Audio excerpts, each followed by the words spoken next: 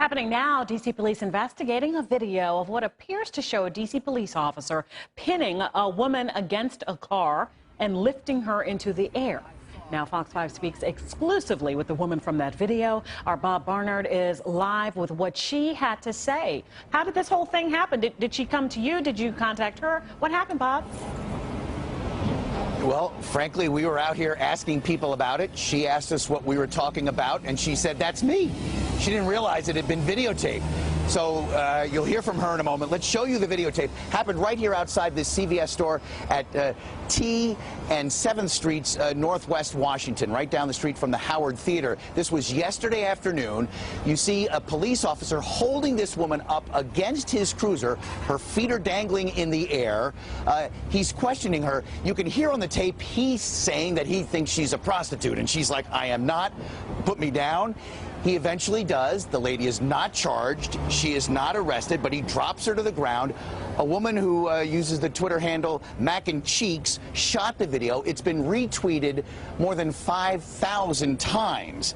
Now, while we were showing this to other people to get their reaction, this woman came up to us, and we showed it to her. She says she was here at the bus stop and that she and some other people were yelling at some guy who was giving another woman a hard time, and that's what police came upon.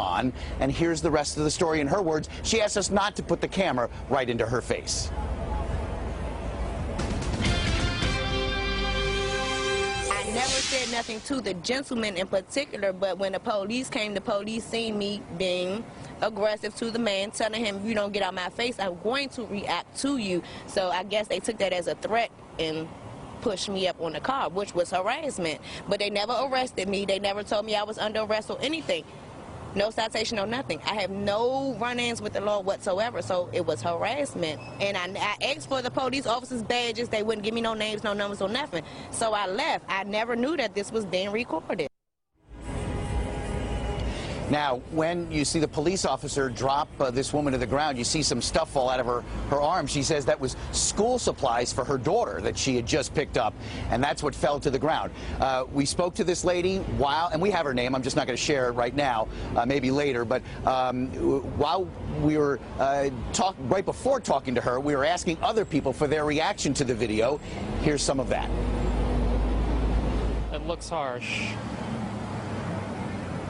Yeah, not knowing anything else about the circumstances, it's hard to say, but I mean, it looks harsh.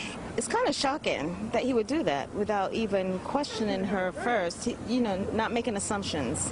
The person who shot this video said the first thing he did was grabbed her and picked her up. Yeah, he shouldn't have done that. That he shouldn't have done. I wouldn't have liked it myself, and I'm sure he wouldn't have liked it if it was the opposite way. Now, in response to a tweet from Mac and Cheeks, you can see here the D.C. Police Department has responded with a tweet. "We've contacted their commanding officer and will continue to investigate this matter." Now, in response to other people who've tweeted this and asked people from the community asking for the D.C. Police Department's response, they've tweeted back, "We've been made aware of this video and have contacted their commanding officer as we investigate this matter." To someone else, the police department said, "We are committed to holding our officers accountable for their actions." So this is under investigation, and seems to be some confusion as to why the officer initially grabbed this woman and what she said she was doing, guys. Oh, totally. Look, with what she said, we haven't heard from the officer yet.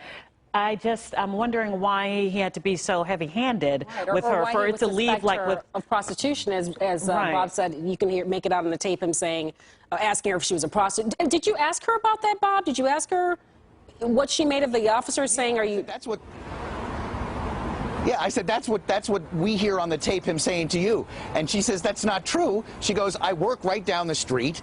I had some school supplies for my daughter. I was helping other people try to get some guy to leave another woman alone here at the bus stop." Now, the interesting thing is when you see the video and when you meet this woman, she's small in stature. From the cell phone video from Mac and Cheeks, she looks like almost like a kid, like she's wearing a uniform, her white shirt. She looks very small. But in response to the officer, she says, "I'm 30-something. So you can hear her telling him, "I'm 30-something. And when he drops her down and you get a look at her profile, you realize, oh, this is a woman. She looks like a kid almost because of her small stature, but it's a woman. And she says she was just at the bus stop having worked that day, taking school supplies home to her daughter.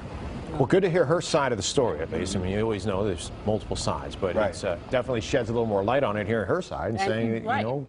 And clearly, we haven't heard about her day. the last of this story, because certainly there's got to be some follow-up, as the D.C. police have said that they will do. No citation or arrest was issued, so that's a little bit of an area of concern. But we're not second guessing the police.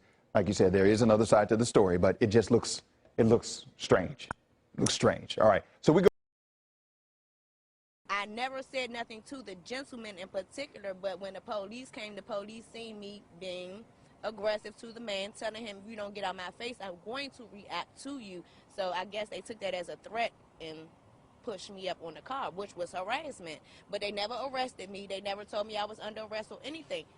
No citation or nothing. I have no run-ins with the law whatsoever, so it was harassment. And I asked for the police officers' badges. They wouldn't give me no names, no numbers, or nothing. So I left. I never knew that this was being recorded.